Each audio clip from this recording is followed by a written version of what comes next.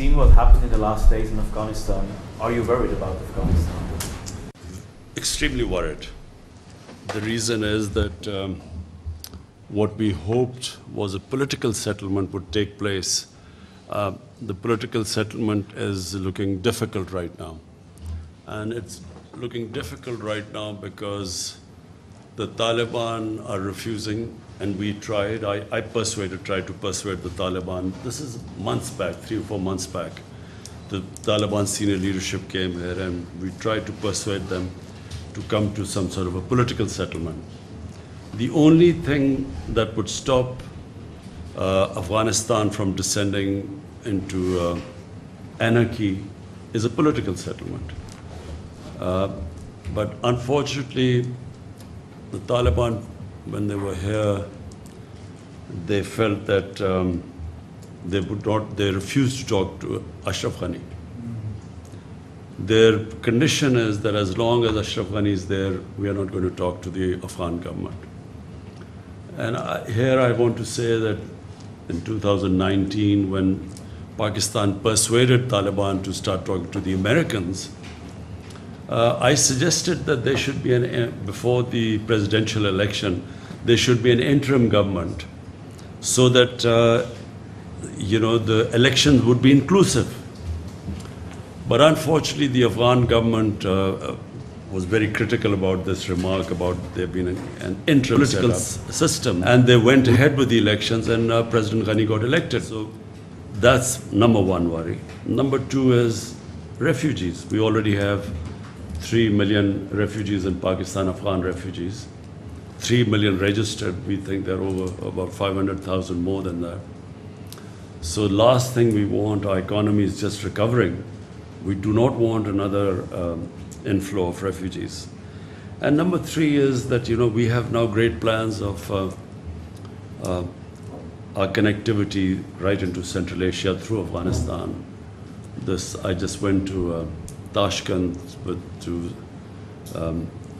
work on this railway from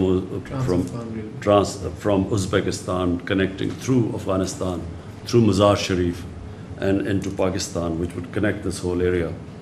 So this is our future, it's geoeconomics. And we are worried that if there is a civil war in Afghanistan, this whole economic agenda of connectivity with Central Asia goes out of the window. So that's our worry. Sir, in case of the Taliban takeover of Kabul, what will be your government's policy? Will you close the border or cut relations with Afghanistan? What will happen, I can't say.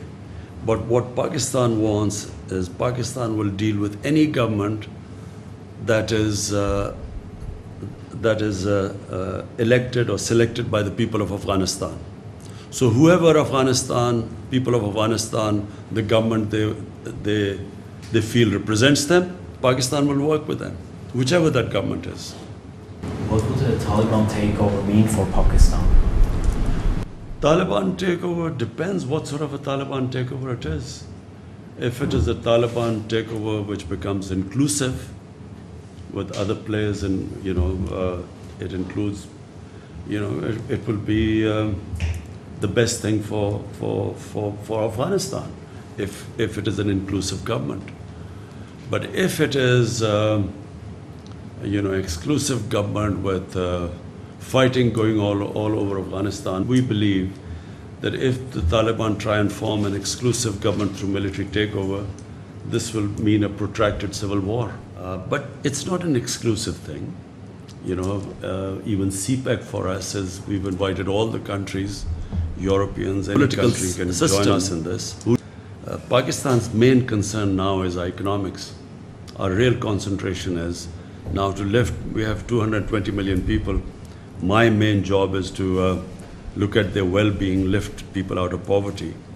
And that point of view, China has been very helpful because China has done probably no in human history, no country has ever done lifting almost 700 million people out of poverty. So that's really our main, where China is helping us a lot. Sir, can I have just one last question?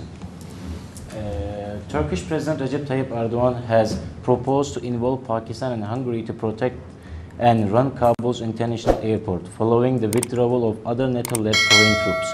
So far, no clear response has come from Pakistan. What is the Pakistan's position to safeguarding the Kabul airport? I've just had a meeting with Turkey's defense minister, and we will be trying.